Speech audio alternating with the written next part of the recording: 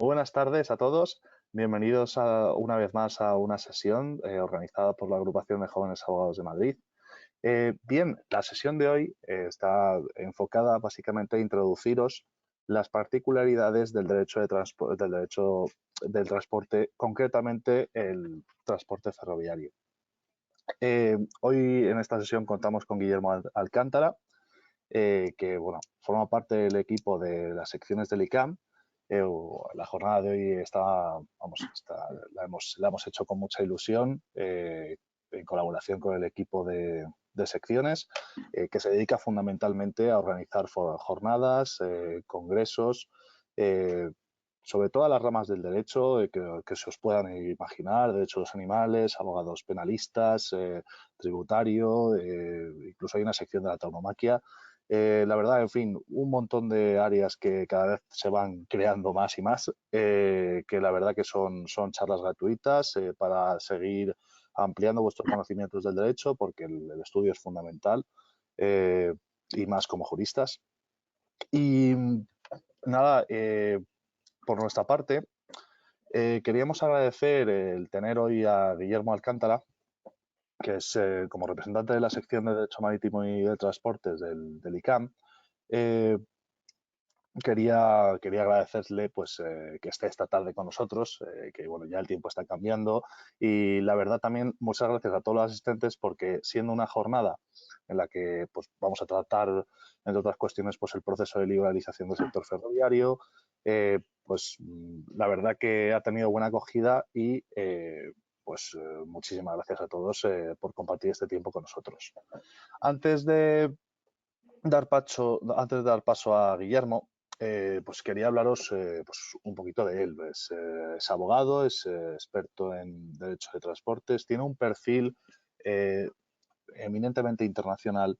Por eso nos propuso, de hecho, directamente esta jornada para poder daros una visión a los jóvenes y también a las mujeres, para que veáis un poco cómo funciona el sector ferroviario en España, daros unas pinceladas, las claves fundamentales y bueno, también hablando de él, también es miembro de la Asociación Española del Transporte. Y por nuestra parte, poco más. Guillermo, muchísimas gracias por estar con nosotros. Simplemente para todos los asistentes deciros que tenéis a vuestra disposición el apartado de preguntas, ¿vale? Podéis hacer desde ya las preguntas que consideréis oportunas. Nos escribís, nosotros las formularemos al final de la sesión.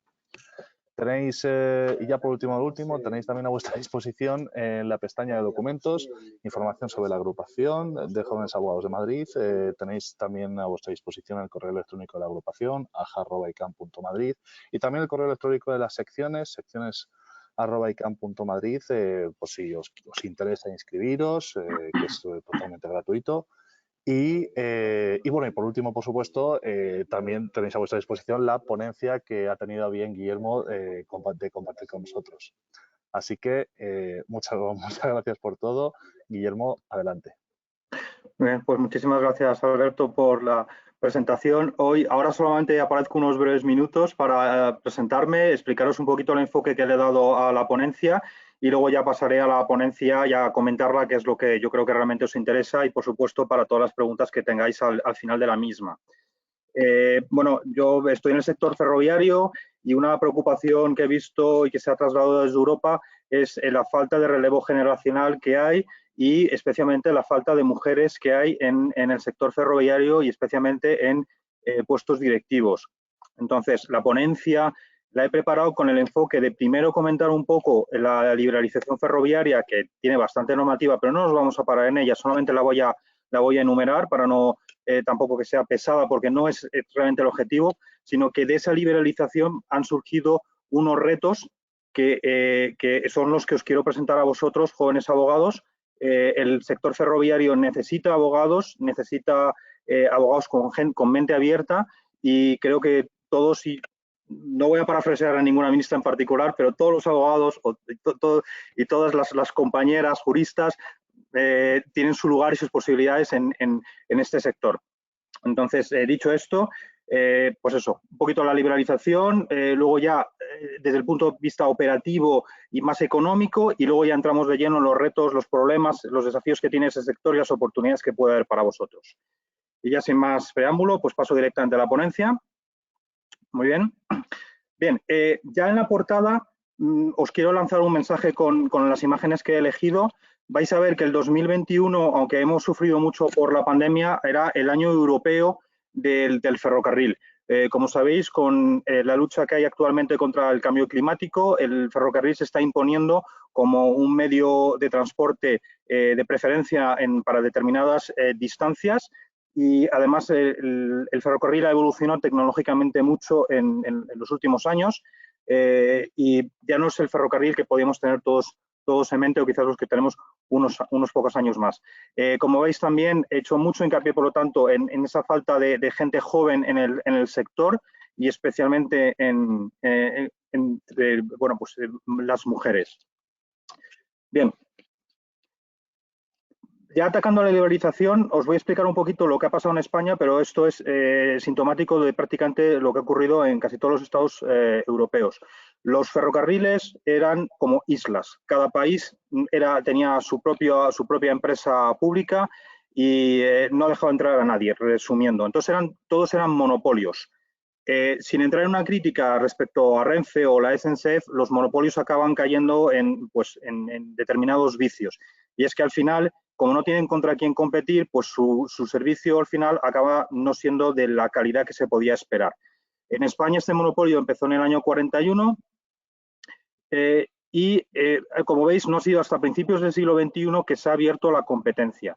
Y esto ha sido porque desde Europa se ha forzado a los Estados miembros a que hagan esa apertura a los otros competidores, esa apertura al mercado.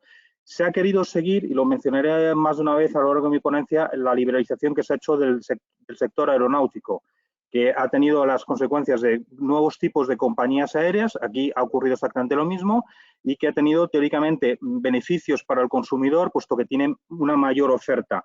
Y al mismo tiempo la aparición de nuevas compañías tipo low cost ha forzado a las compañías de bandera a modernizarse, porque antes, ante esa falta de competidor, pues no tenían necesidad de hacerlo.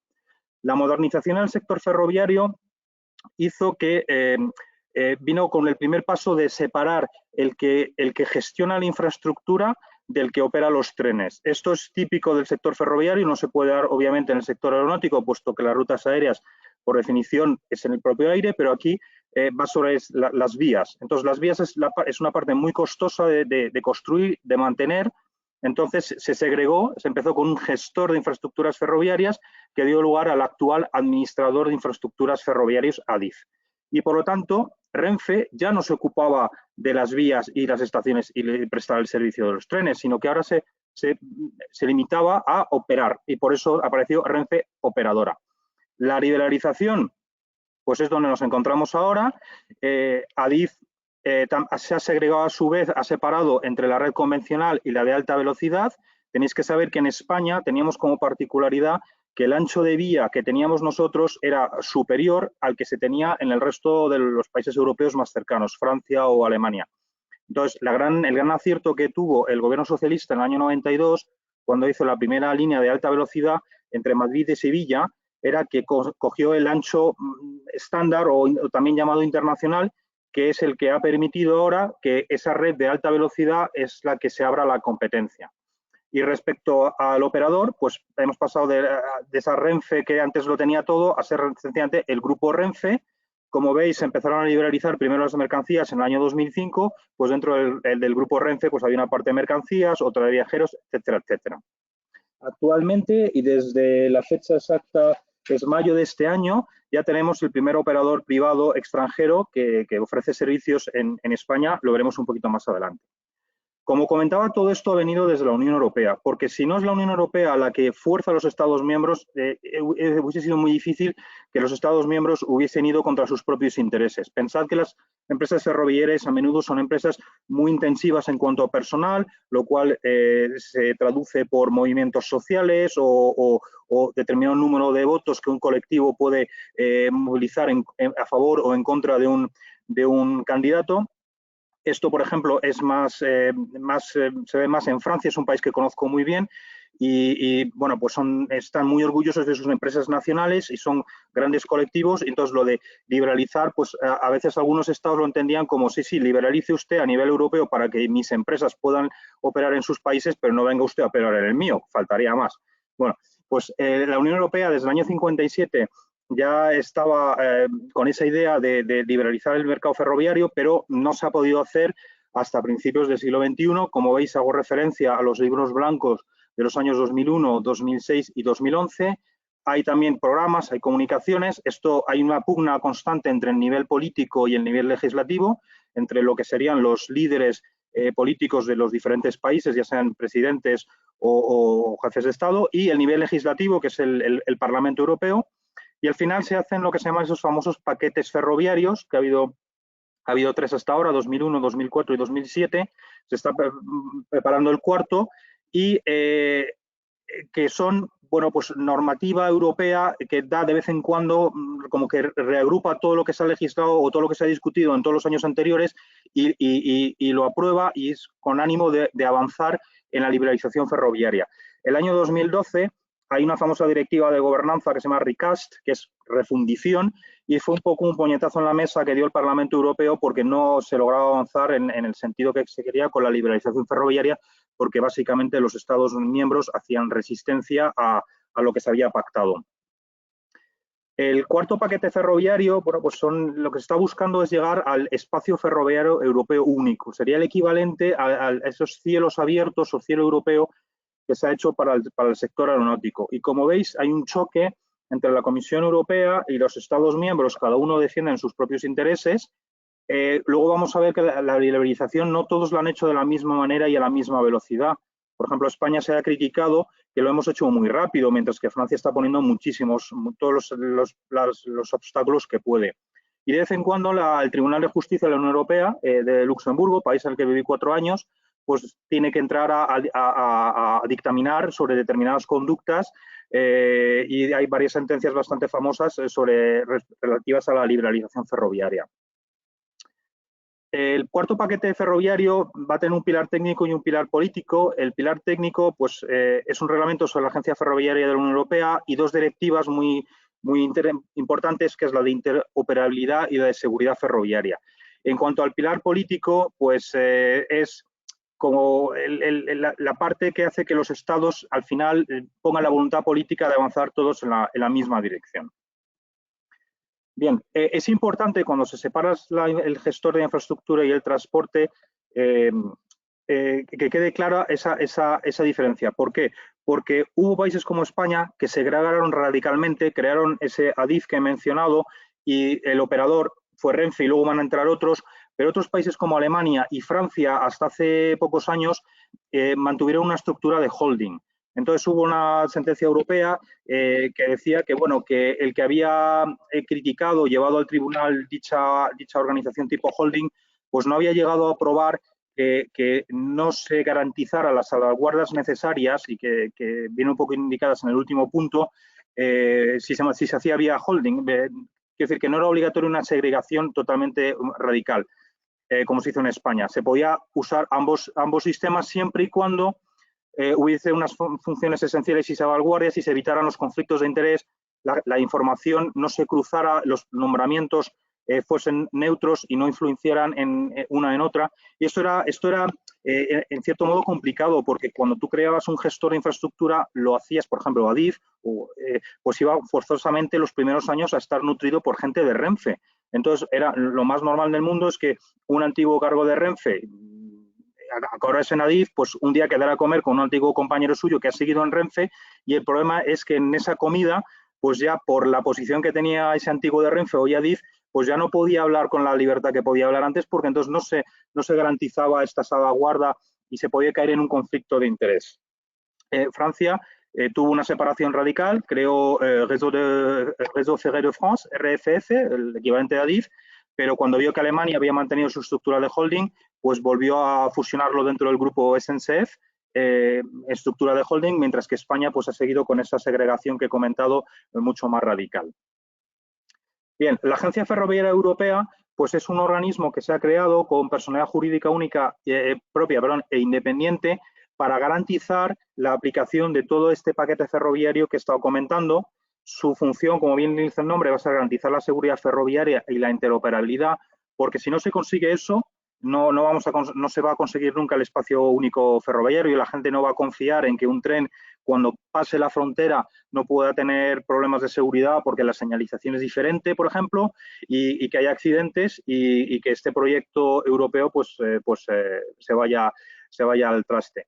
Además, bueno, pues va a tener actuaciones sobre el sistema RTMS, que lo habréis oído, que es European Railway Traffic Management System, que es un sistema común que se va a tener para poder operar los trenes en diferentes Estados miembros.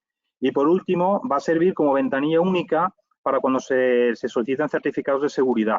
Se va a poder solicitar en cualquier estado de la Unión Europea, y es el que va a aglutinar y es para evitar que un operador tenga que solicitar en cada país donde quiera operar un certificado de seguridad diferente, porque esto es una barrera para él, es un coste económico, es consumo de tiempo, es administrativo, y la Unión Europea quiere poner todas las facilidades que sean posibles. Bien, la Directiva de Seguridad Ferroviaria, esta es más técnica que la otra,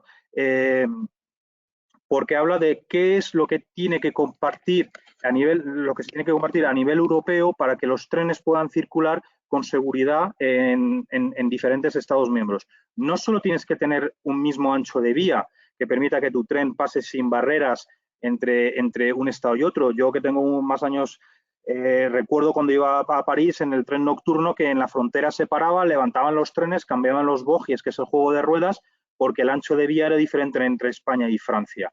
Bueno, pues lo que se quiere es que se pueda llegar entre España y Francia o Madrid-París lo más rápido posible en tren.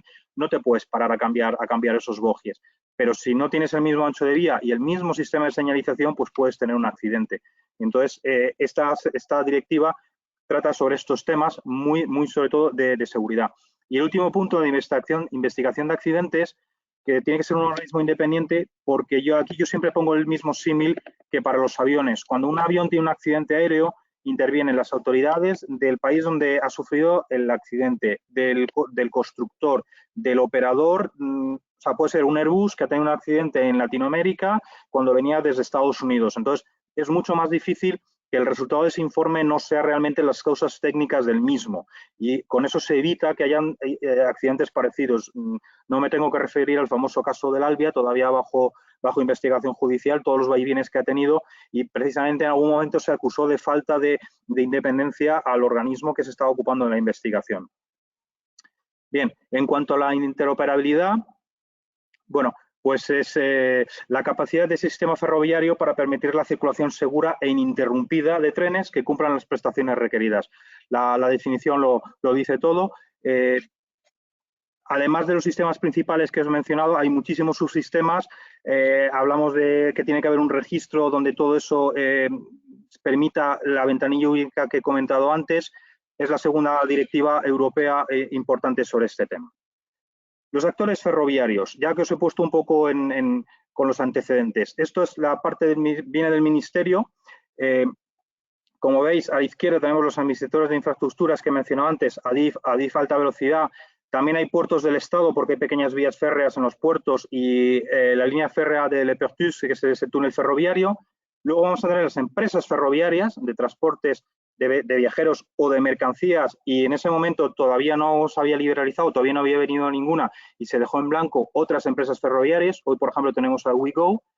A la derecha, todavía dentro de ese cuadro, tenemos a la Agencia Estatal de Seguridad Ferroviaria, que otorga esas licencias, que es la gran autoridad sobre la seguridad.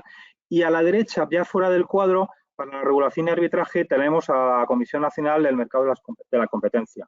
Pues la Comisión Nacional, de Mercados y Competencia, que tiene un rol importante porque hace de árbitro sobre determinadas actuaciones que puedan tener, sobre todo los actores ferroviarios, el operador histórico, el incumbente, que se llama el que ya está, el que tiene todas las ventajas. Este, por ejemplo, es un extracto de un acuerdo que hay sobre la declaración de red que hace ADIF, alta velocidad. La declaración de red es un documento técnico que elabora ADIF y que pone a disposición de las compañías que quieren operar en la red ferroviaria española. Y es donde pone todas las características técnicas de esa red. Sin esa declaración de red, las empresas ferroviarias privadas que quieren entrar a operar no pueden hacer sus cálculos, ver cuántos trenes necesitan, ver si va a ser un proyecto económicamente viable o no. Y entonces este era, bueno, pues trataba instaba a los administradores de infraestructuras a examinar regularmente el cumplimiento para mantener actualizada la declaración de capacidad marco, y de manera que la que no iba a usar el operador incumbente pues pudiese ser puesta a disposición de terceros.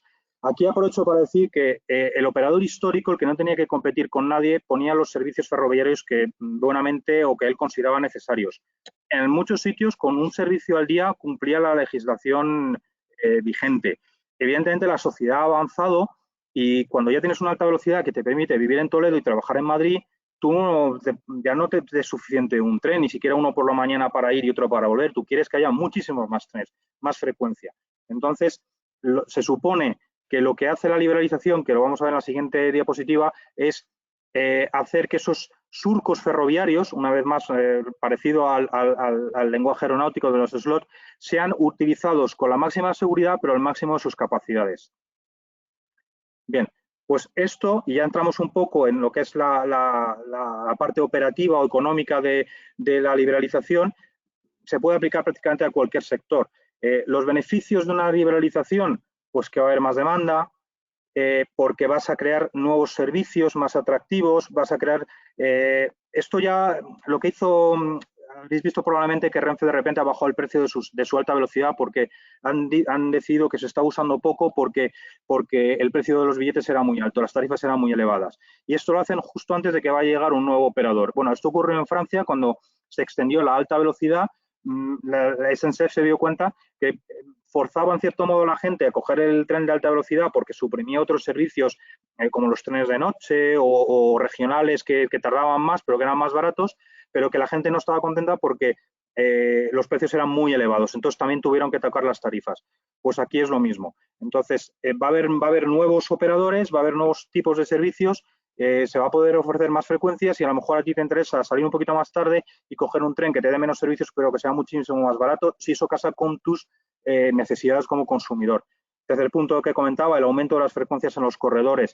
Se supone que va a haber una reducción sustancial en los precios para el usuario final, que las obligaciones de servicio público también va a haber menos coste, esto ya es más debatible, pero grosso modo que va a haber una mejora en la calidad de los servicios porque ya los operadores van a competir entre ellos y el operador que sus servicios no son de calidad pues pierde clientes. ¿Cuáles son los riesgos?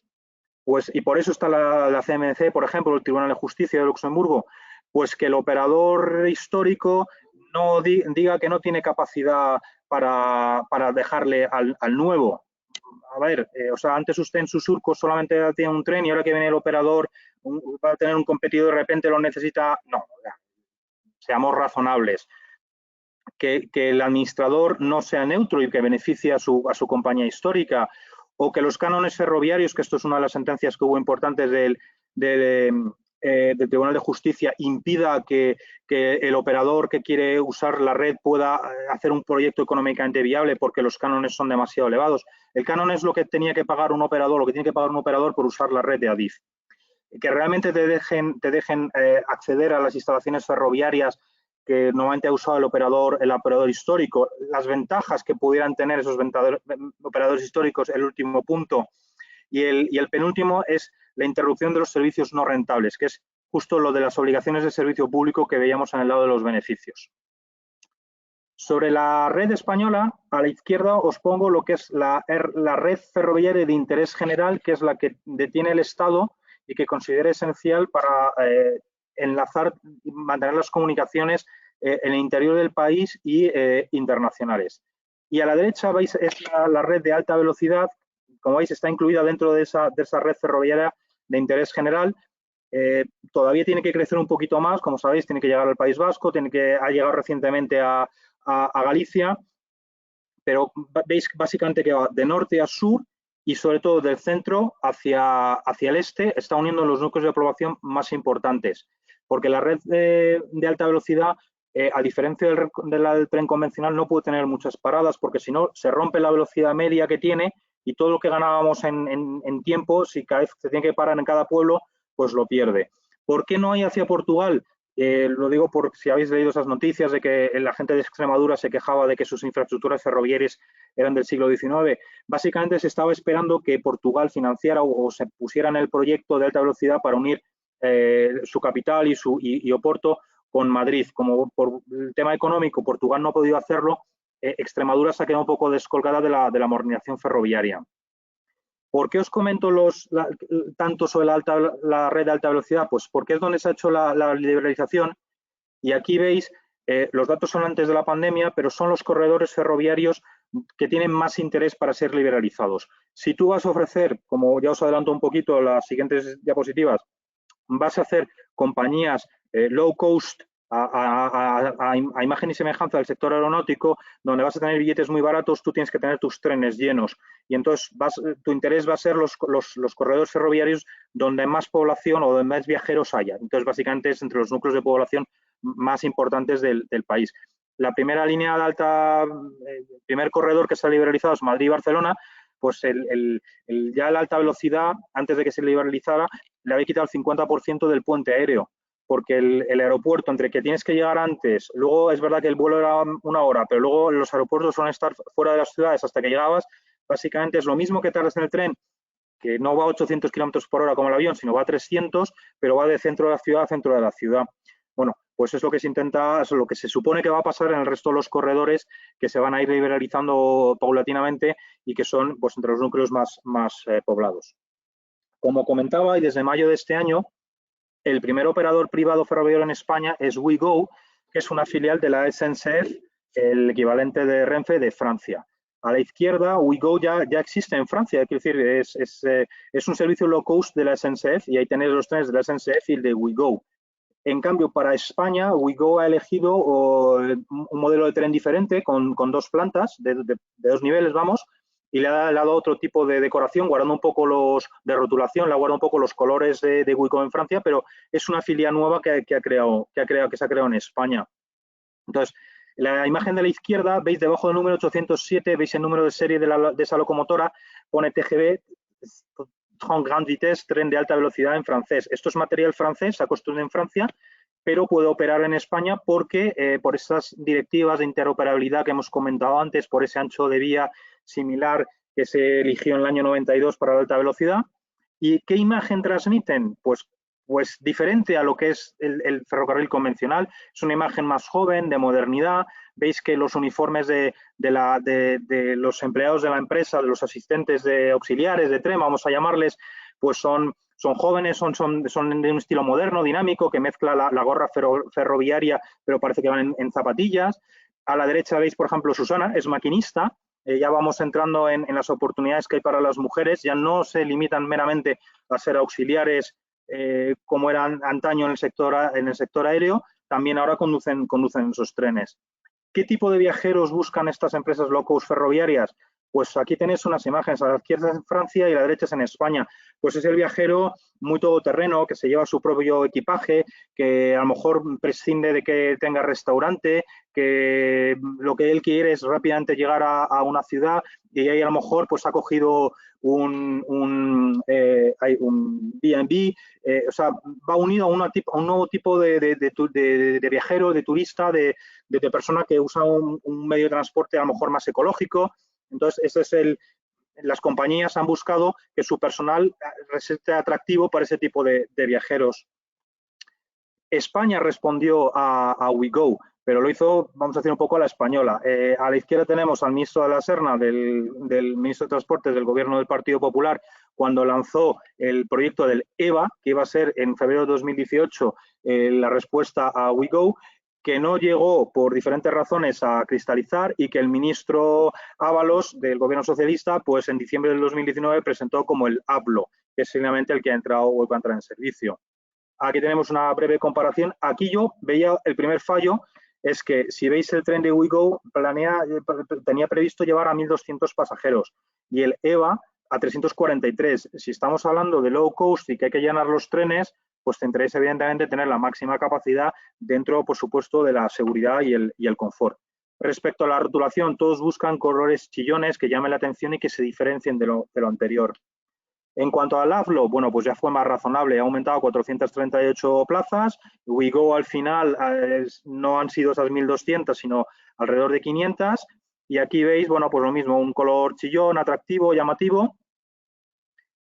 Y aquí, por ejemplo, os he puesto en esta diapositiva la diferencia dentro de la misma empresa entre Renfe y el AFLO. A la izquierda tenéis un convoy de Renfe, un servicio convencional, pues que tiene 6 coches para turista, 3 preferentes, 2 club y 1 cafetería. ¿Y qué hace el mismo tren, pero gestionado, operado por su parte low cost? Pues los tiene todos destinados a turista, con lo cual no tiene cafetería, con lo cual tiene un 20% más de plazas. A la derecha, pues ahí tienes la comparación, pero esto sonará a cualquiera que haya cogido un Ryanair o un EasyJet. Como veis, pues tú eliges, no todos tienen, y si quieres más cosas, pues las tienes que pagar. Bien, ya he terminado un poco la parte de la legalización, la parte jurídica que venía de la parte histórica, la parte jurídica que venía desde Europa, cómo ha pasado eso evidentemente a nuestra actual ley del sector ferroviario. Hemos ido luego a la parte operativa y económica de la liberalización. Vamos a saltar a los retos y a las oportunidades, que aquí, si después de esta ponencia alguien me dice que he acabado trabajando para el sector ferroviario, me dará una gran alegría y consideraré que he cumplido mi misión. Bien, ¿cuáles son los retos y, por lo tanto, las oportunidades que se presentan para los jóvenes abogados en el sector ferroviario? Bueno, pues el sector del transporte es uno de cada 20 puestos de trabajo en la Unión Europea. Y, sin embargo, un tercio de los trabajadores tienen más de 50 años. Y solamente un 22% de ellos son mujeres. Además, en el transporte público urbano, la mayor parte de los usuarios son mujeres. Esto lo comento porque si la mayor parte del usuario de un sistema son mujeres, a lo mejor debe haber más mujeres en la parte directiva de esa empresa. Por lo tanto, el sector de los transportes, que paradójicamente requiere numeroso personal, como hemos visto, pues maquinistas, personal de atención al público, pues se enfrenta a una falta de relevo generacional. Faltan jóvenes y faltan mujeres en todo tipo de puestos. Cuando hablo jóvenes, luego hablaré un poquito más de la edad porque tengo el dato casi preciso. ¿Cuáles son las causas genéricas de que falte ese relevo generacional o que actualmente los jóvenes no se sientan atraídos por el sector de los transportes y particularmente por el ferroviario? Pues porque tiene una imagen de ser un sector anticuado y con condiciones de trabajo exigentes. Porque los trenes tienen, por ejemplo, en vacaciones, cuando todo el mundo quiere disfrutar, quiere desplazarse a los lugares de vacaciones, hay gente que tiene que estar trabajando para que esos convoyes funcionen. Bueno, pues al mismo tiempo hay un gran desconocimiento de la evolución tecnológica que ha habido del sector. Como he dicho, no solo se intenta inspirar desde el punto de vista normativo del sector aeronáutico, pero es que la alta velocidad, yo he estado en un simulador de alta velocidad, como no te apoyes en los ordenadores, te pasas una señal porque no la ves cuando vas a 300 kilómetros por hora. Entonces, en esos sentidos se acerca mucho más al sector aeronáutico, hay posibilidades internacionales, por lo tanto, esto no se ha vendido o no se ha explicado bien y entonces, bueno, pues podemos tener la imagen del trabajador ferroviario el que podemos ver cuando nos desplazamos a nuestro puesto de trabajo o a nuestros estudios, pero hay muchísimas posibilidades en las empresas ferroviarias para abogados con ganas de hacer cosas y con idiomas o con experiencia internacional.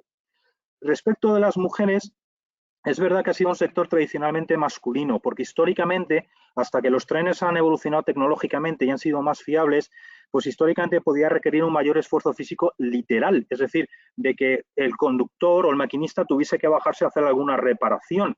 Es más, el término en inglés de ingeniero, engineer, viene de engine, de motor, y muy a menudo venía de estos trenes que tenían pues, grandes motores de vapor en su momento, luego de otro tipo, pero que no eran fiables a 100%.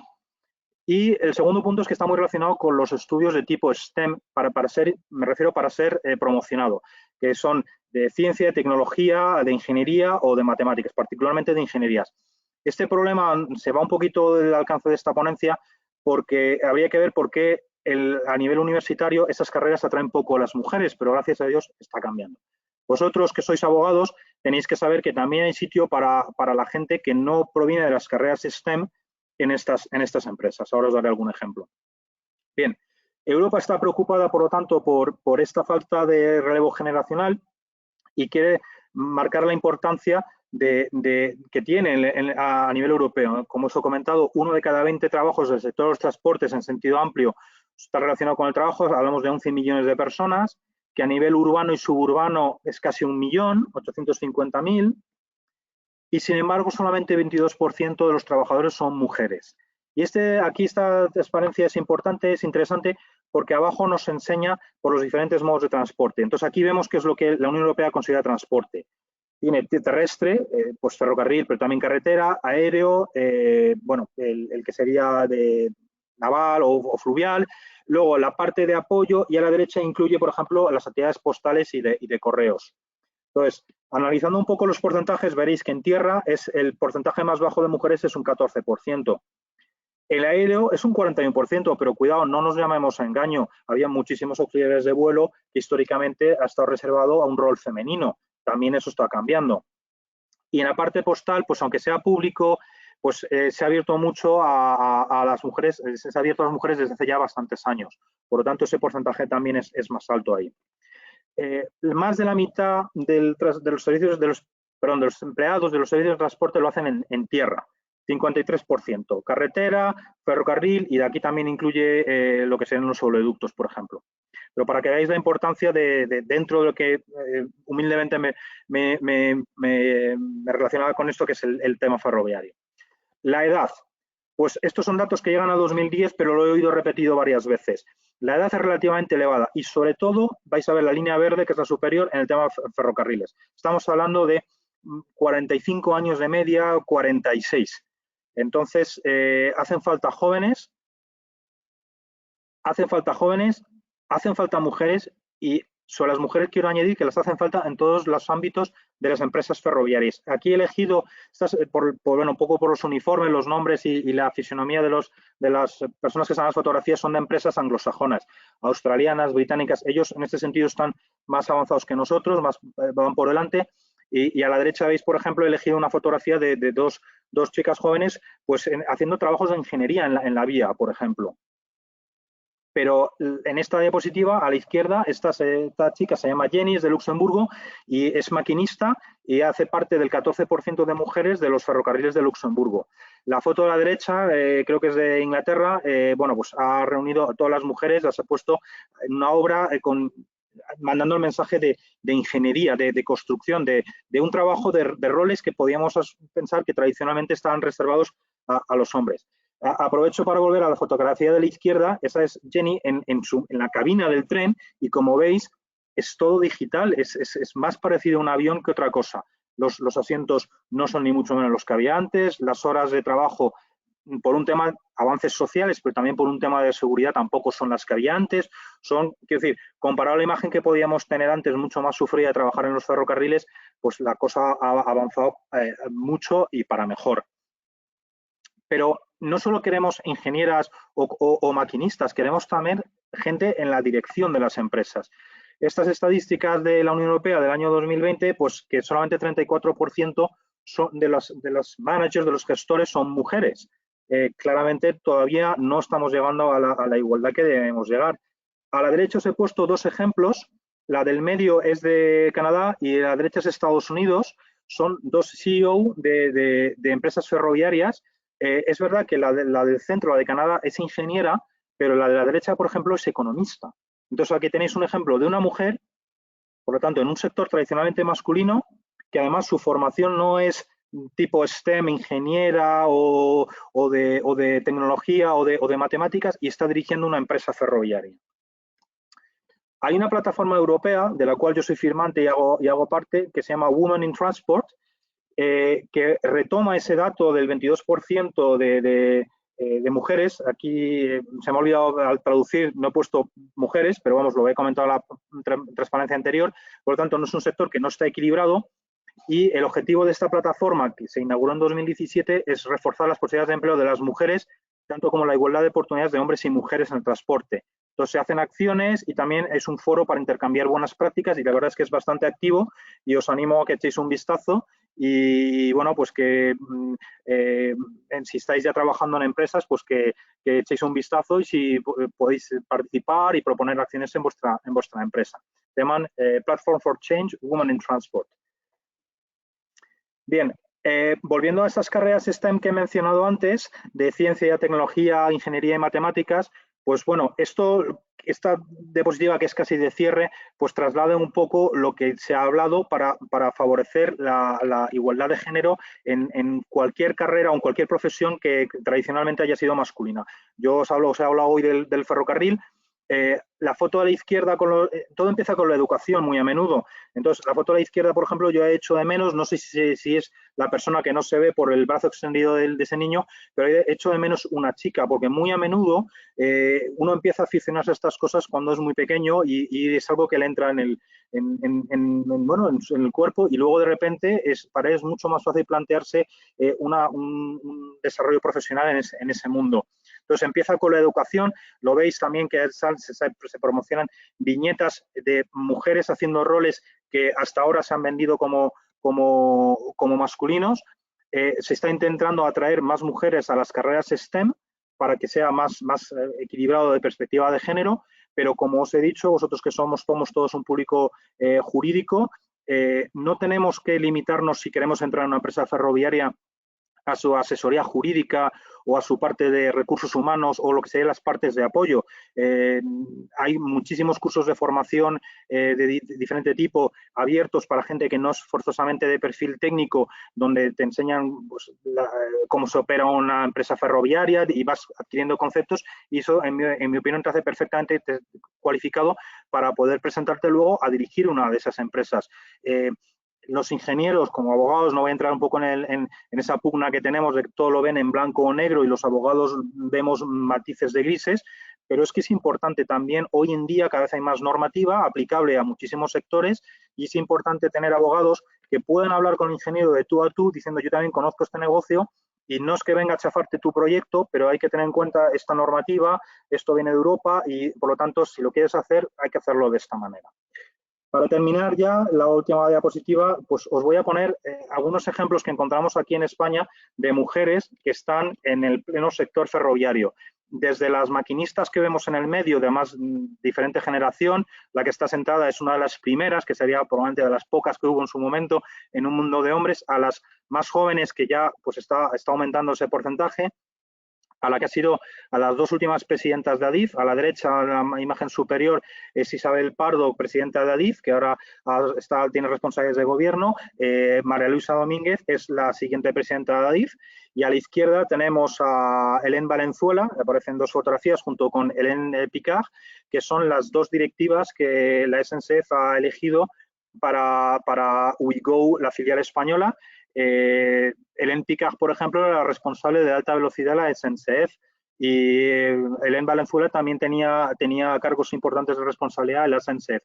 Entonces ya estamos viendo en España pues que hay mujeres que están rompiendo ese techo de cristal y que están llegando a puestos de dirección, que es lo que se echa de menos y que desde Europa nos están señalando. Y yo creo que con esto pues ya terminaba. Muchísimas gracias por vuestra atención. Espero que haya sido interesante para vosotros y estoy abierto a cualquier pregunta que queráis hacerme. Muchas gracias, Guillermo. Sin duda, el proceso de integración de los jóvenes abogados y de los jóvenes, especialmente a las mujeres en el sector ferroviario, es fundamental. Mira, voy a hacer algunas preguntas aquí. Bueno, aquí en la agrupación, pues digamos, os pedimos a veces a los ponentes que os mojéis o algunos temas, porque claro, es difícil porque es un poquito, también entra algo de política de por medio, pero bueno, sí te pido en la primera pregunta, si nos puedes decir algo. Nos pregunta Borja, ¿no consideras que la inversión en alta velocidad tiene por contra que núcleos rurales se puedan quedar ciertamente aislados? Y en este sentido nos pregunta qué futuro le ves o qué futuro tiene ahora mismo Cercanías en España, que bueno, pues se dedica de alguna forma a conectar, sobre todo, pues eso, pequeños grupos de población.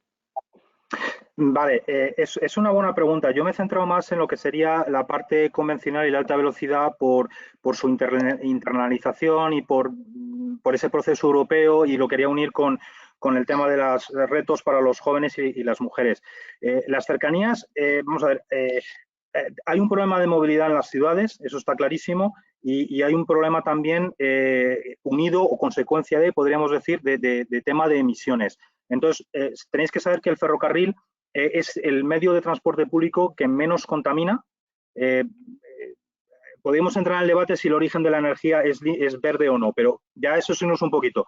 Pero desde luego utilizan la electricidad, por lo tanto son los menos contaminantes y los que menos barrera hacen, porque para trasladar a mucha gente no necesitan como una carretera a 4 carriles, sino que en la misma vía, al ser de gran capacidad, pueden llevar a muchos viajeros.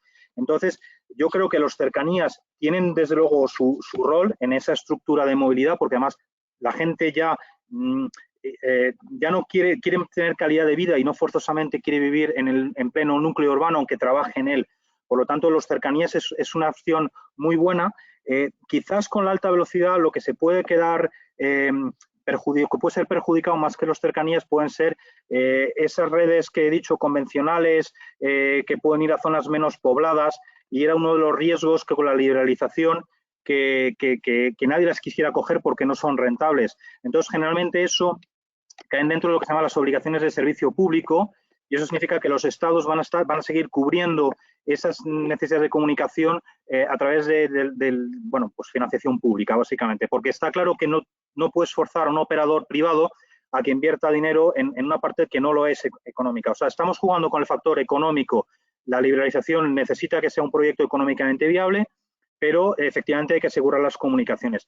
Yo no temo por los cercanías, temo más por núcleos menos poblados que ya empiecen a quedar a distancias un poquito lejanas para los cercanías y que regionales o algo así, y que se queden no adecuadamente cubiertas. Por otro lado, cuando España ha construido líneas de alta velocidad que ha llegado a todos los sitios, e incluso lugares donde no tenía masa crítica, son infraestructuras muy caras que si luego no vas a operar tú porque te van a decir, oye, eso no es rentable, y ningún operador privado va a querer, pues tampoco ha cubierto su función. Ahí yo lo que echo de menos es no haber desarrollado, y España tenía esa posibilidad, una especie, lo que se llamó velocidad, no alta velocidad, sino velocidad alta, que era intermedia entre la alta velocidad de los 300 km por hora, pero que desde luego hacía que, por ejemplo, Salamanca, que mi madre es de ahí, pues lo puedes hacer estando 200 kilómetros, lo puedes hacer en un tiempo razonable, que en coche son 2 horas, pues que no superara las 3, porque a lo mejor te interesaba por tu conciencia ecológica, o porque no tienes prisa, o porque la estación te pilla cerca de tu casa, coger el tren en vez del vehículo. Eso es lo único que yo podía criticar. No tengo ningún miedo por los cercanías, tengo más miedo por otro tipo de servicios. Claro, Guillermo, a nivel de política territorial, a ver si nos puedes explicar un poquito, digamos, la pugna que pueda haber con el Ministerio de Fomento en este sentido, pues pensemos eso, comunidades autónomas con una gran dispersión poblacional, por ejemplo, pues Andalucía, Castilla y León, frente a comunidades autónomas como la nuestra, como Madrid, donde el núcleo de población es más concentrado. Claro, ¿cómo o qué vías o qué líneas se están trabajando ahora mismo para atenuar esos esos conflictos que pueden ser grandes? Pues ahí hay un problema porque los proyectos ferroviarios son muy caros y tardan muchos años en hacerse. Y yo entiendo que ningún gobierno, cuando llega al poder, cerrar una línea ferroviaria o de repente parar un proyecto, llega un momento en que eso tiene tendencia a crear a su propia vida. Entonces, pararlo, enseguida se les acusa de pararlo porque lo inició otro gobierno. Entonces, se complica mucho. La decisión de que todas las capitales de provincia de España estuvieran unidas por alta velocidad la tomó el gobierno del Partido Popular cuando el ministro Cascos era ministro de Fomento en ese momento. Fue una opción política. España tiene la historia, la estructura, la sociedad que tiene, y en ese momento ese gobierno decidió que ese era un buen proyecto. Es discutible, pero era una decisión política. Luego tú puedes rentabilizarlo, por ejemplo, vender al exterior tu expertise de que tienes una gran red de alta velocidad, o de que te ha servido para efectivamente regiones que estaban despobladas que se invirtiera esa tendencia.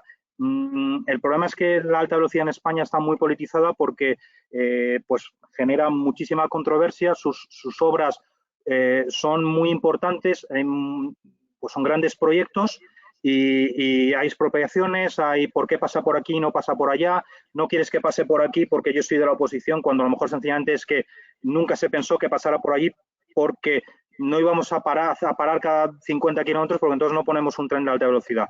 Entonces, es un instrumento más pero como todos está sujeto a que los vaivenes políticos lo afecten. Gracias, Guillermo. Mira, María nos pregunta si se está flexibilizando actualmente la oferta pues en función de las necesidades de los consumidores, cambios en nuestras formas, nuestros modos de viajar y qué novedades se están implementando en cuanto al derecho de los consumidores. Y bueno, nos ha metido también una tercera pregunta, si se está teniendo en cuenta, claro, los protocolos de seguridad a consecuencia de la pandemia. ¿Qué novedades nos puedes decir respecto a este punto? A ver, Sí, bueno, a ver. Un triplete, sí. Sí, un triplete. No estoy seguro de poder contestar con precisión a todas. A ver, como generalidad, os puedo decir que si se hubiese liberalizado el sector ferroviario en España y hubiese entrado WeGo y los otros que van a entrar, Renfe jamás hubiese tenido necesidad de crear un alta velocidad low cost, porque tenía el monopolio. Entonces eso ya ha beneficiado al consumidor porque ha obligado a un operador histórico a hacer algo que él jamás probablemente se le haya pasado por la cabeza, y fue por la liberalización. Respecto a lo que son derechos de los consumidores, esto se ha hecho mucho a nivel europeo.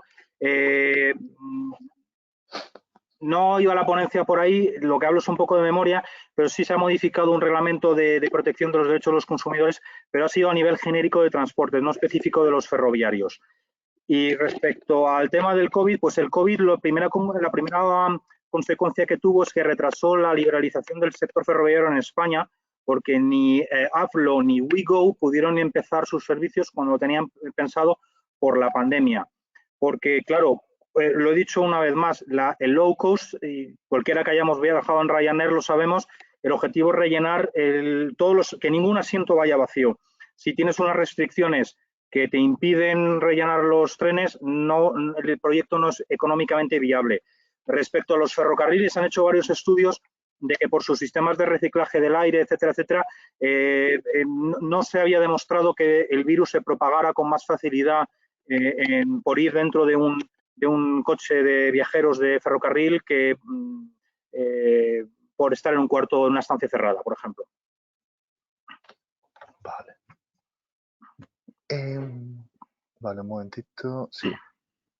Guillermo, mira, nos preguntan sobre el proceso de contratación, sobre cómo funciona la contratación de maquinistas y se aplican los mismos criterios en Renfe, Adif o, por ejemplo, en el Metro de Madrid.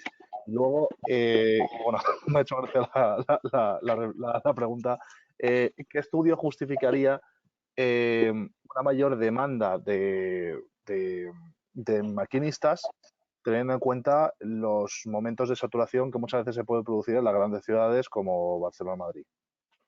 Bueno, yo creo que la segunda parte de la pregunta va más para tema de urbano, más que de ferrocarril convencional y de alta velocidad. Bueno, sobre la primera parte, depende de la empresa. Entonces, ahí lo habéis dicho bien. En cuanto es pública, pues la contratación pues va por bolsas de empleo, etcétera, etcétera. Y tiene su sistema que todos conocemos o incluso hemos sufrido alguna vez. Entonces, por eso es tan importante que la legislación haga hincapié en cambios para que el sector cada vez sea más equilibrado respecto al género, porque luego son criterios de contratación pública y tienen que teóricamente seguir esas directrices. Las empresas privadas también lo hacen, pero tienen mayor flexibilidad. Entonces, eso sí, siempre va a haber, tiene que cumplir unos criterios de seguridad. Por ejemplo, recuerdo algún caso, si eres daltónico te complica mucho ser maquinista porque tienes que ser capaz de diferenciar los colores para la interpretación de las señales. Puede haber criterios de esos, pero esos ya son puramente médicos que lo podemos encontrar en otros sectores, como para ser piloto, por ejemplo. Entonces, lo primero que ver es el tipo de empresa y luego, pues bueno, se intenta que sea pues, la edad, etcétera. Bueno, no sería muy diferente a otros sectores. Respecto a contratar más maquinistas, bueno, es que solucionar el tema necesitas personal, evidentemente, pero no solo eso. Para que un tren, ya hablando en sentido abstracto o general, un tren vaya de un sitio a otro, ya sea en un metro o una alta velocidad, no solo necesitas el que tú ves como usuario, el que lo va a conducir o el que dentro va a colocar a la gente en su sitio correspondiente y que todo va a ir bien. Necesitas luego un montón de gente detrás que no se ve, pues, para el tema de la señalización, el mantenimiento de la infraestructura, el mantenimiento de los trenes. Entonces, no es solo puede haber en algún momento una falta puntual de conductores, pero igual la puede haber de ingenieros de mantenimiento, de trenes o lo que sea, y eso también va a repercutir en que haya menos trenes en servicio. Os digo, en los aviones es lo mismo. Si no tienes a alguien que te lo revise, te lo repare, etcétera, etcétera, da igual que tengas muchos pilotos, no habrá aviones disponibles. Y si te faltan pilotos y tienes todo lo de detrás, pues tampoco podrán volarlos. No sé si he respondido. Mira, en relación con esta pregunta, Guillermo, nos comenta Isabel, bien, cuando se decretó un estado de alarma en relación a los controladores aéreos, donde se militarizó todo lo que sería el aeropuerto de Barajas, claro, cuando se producen huelgas de Renfe, del metro, por ejemplo, y claro, y se decretan unos servicios mínimos del 80, del 100% o del 100%, claro, nos dice si este tipo de medidas no va en contra de las propias reivindicaciones de los trabajadores de estas empresas, dado que los efectos apenas se pueden, sí se sufren, pero no, claro. A ver, aquí es meternos, como dicen por ahí, en camisa 11 varas. Lo primero, sabéis que en España no hay ley de huelgas, con lo cual esto queda bastante al albedrío. Cuando hay y aquí estamos yendo un poquito más allá de eso, pero es verdad que estas situaciones ocurren porque las empresas ferroviarias, y antes que se me olvide, quiero decir 3 o 4 cosas de por qué es atractivo, y una de ellas es que es un sector todavía con mucha relación humana. Todavía hay son empresas muy intensivas en personal, hay puestos que no son sencillos de reemplazar, aunque el sistema automático lo permita, por ejemplo, la conducción automática, porque el usuario todavía quiere ver un maquinista, se siente más seguro, entonces eso hace que haya grandes colectivos. Entonces, como no hay ley de huelga en España, pues cuando hay una convocatoria de huelga por determinados sindicatos, pues se ponen la empresa, pues decreta unos servicios mínimos basado en el impacto precisamente que tiene su sistema de transporte en asegurar la movilidad de la gente.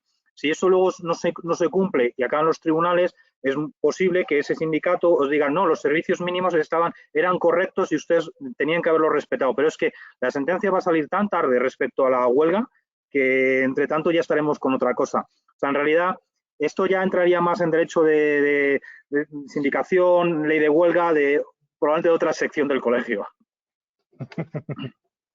De acuerdo, Guillermo.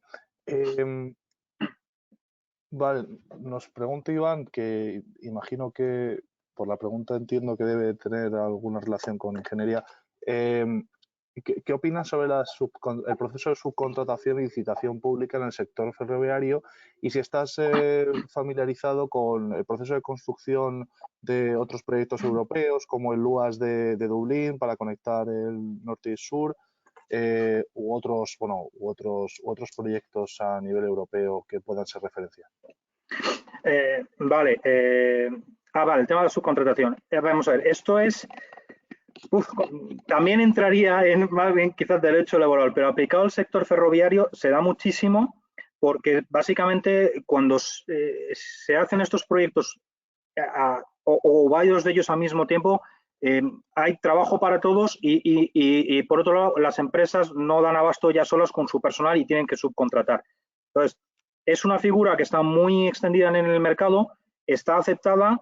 Quizás lo que yo echo de menos es que no haya un mayor control sobre quién es el responsable al final qué, porque si ocurre, más de una vez ha habido un accidente y cuando se ha intentado es que era la quinta contrata que estaba subcontratada para hacer eso y se había diluido un poquito ese control de quién hacía al final el trabajo. Siempre y cuando todos hagan bien su trabajo, se les den unos plazos razonables, que a veces yo reconozco que hay mucha presión en el calendario y cada uno haga bien su trabajo, no debería haber problemas. Pero es verdad que es una figura que se da muchísimo. Lo segundo, los proyectos, pues hay muchísimos en Europa porque no todos, ¿cómo lo explico? Yo hablo aquí constantemente de alta velocidad, ¿de acuerdo? Y en España asumimos alta velocidad más de 300 kilómetros por hora. La directiva europea no llega a tanto para conseguir alta velocidad, porque cada país tiene diferente infraestructura ferroviaria y su tecnología era diferente. Entonces, el mundo ferroviario todavía tiene mucha tendencia a ser una isla, entonces hay muchísimos proyectos. Ese en particular no lo conocía, pero vamos, conozco otros y he estado involucrado en otros. Lo que sí quería comentar para los abogados es que una de las ventajas del sector ferroviario, al haberse internacionalizado y España tiene buenas empresas y buena experiencia que vender, pues se requiere gente con idiomas y con experiencia internacional o que no le asuste trabajar fuera, porque esa edad media de los trabajadores de los 46 años la puedes aplicar también a los abogados o a los responsables de las asesorías jurídicas o a los responsables de las empresas ferroviarias, y por tradición en España a lo mejor ellos no han tenido la necesidad de ser tan internacionales como luego han sido generaciones más jóvenes. Por eso es bueno, es uno de los atractivos del sector, es que hay esos proyectos en muchos lugares y es un mundo de oportunidades. Perfecto, muchas gracias, Guillermo. Bueno, ya como se nos está acabando el tiempo, voy a hacerte una última pregunta, sobre todo pues para que puedas darnos algunas ideas a los jóvenes abogados que pues tengan la inquietud o el interés sobre el derecho del transporte.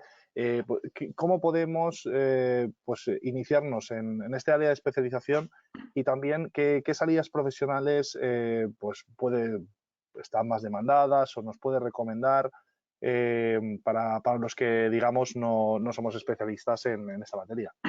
Vale, la mayoría de la formación universitaria es sobre todo, o sea, cuando hablamos de un máster ferroviario universitario vamos a caer 99% de las veces en una formación de tipo técnico, de ingeniería. Sin embargo, por ejemplo, la Fundación de Ferrocarriles tiene un curso de experto en transportes donde toca normativa, pero también te explica la parte operativa. Yo he hecho ese curso como abogado y debía ser el único jurista, todos los demás venían más de la rama de operativa, no sé qué, y es un curso pues que te da te introduce a ese sector, pero evidentemente, a ver, cuando nos hablaron del tema del ruido y que unas fórmulas complicadas, no las repetí, soy incapaz de decirlas ahora, pero me quedé con el concepto de que una pantalla antirruido la tienes que colocar no en cualquier sitio, porque si no, como decía el ponente, solo sirve para dar sombra a los lagartos, y que hay una explicación detrás. Y eso ya, como jurista, me quedé con ello. Pero entiendes, empiezas a ver conceptos y empiezas a entender cosas sin forzosamente tener esa formación de ingeniería o técnica.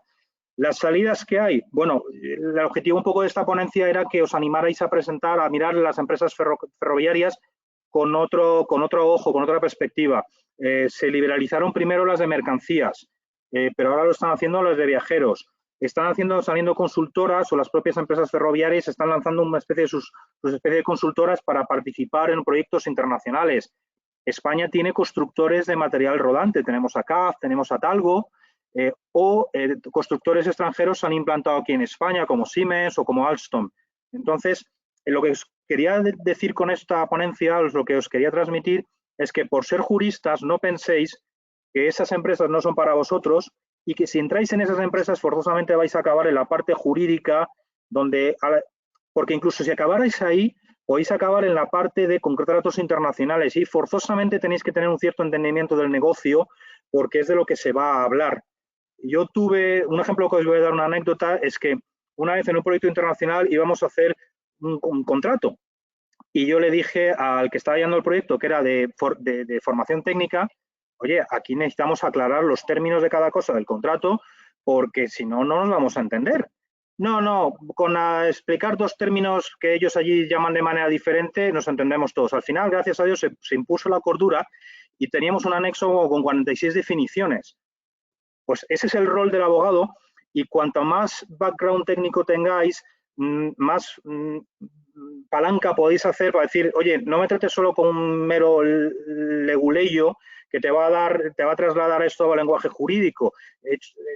Conozco lo suficiente al negocio para saber que estas cosas.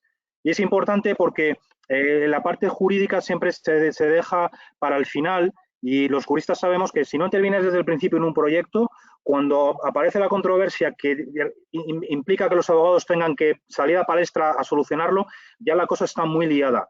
Entonces, intentar siempre que vuestra participación sea lo más arriba posible en el proyecto.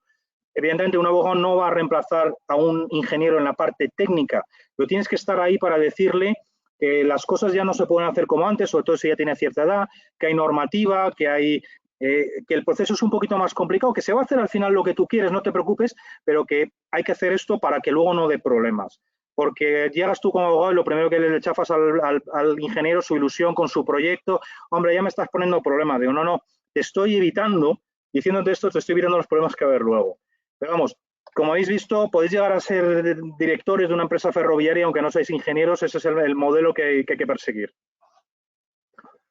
Pues muchísimas gracias, Guillermo, por compartir tu experiencia con nosotros y la verdad, pues introducirnos en este apasionante mundo del transporte, bueno, que además formando parte de la sección de Derecho de Transporte, tanto ferroviario como el marítimo, pues estaremos encantados de seguir colaborando con vosotros y de hacer proyectos comunes que la verdad que es apasionante.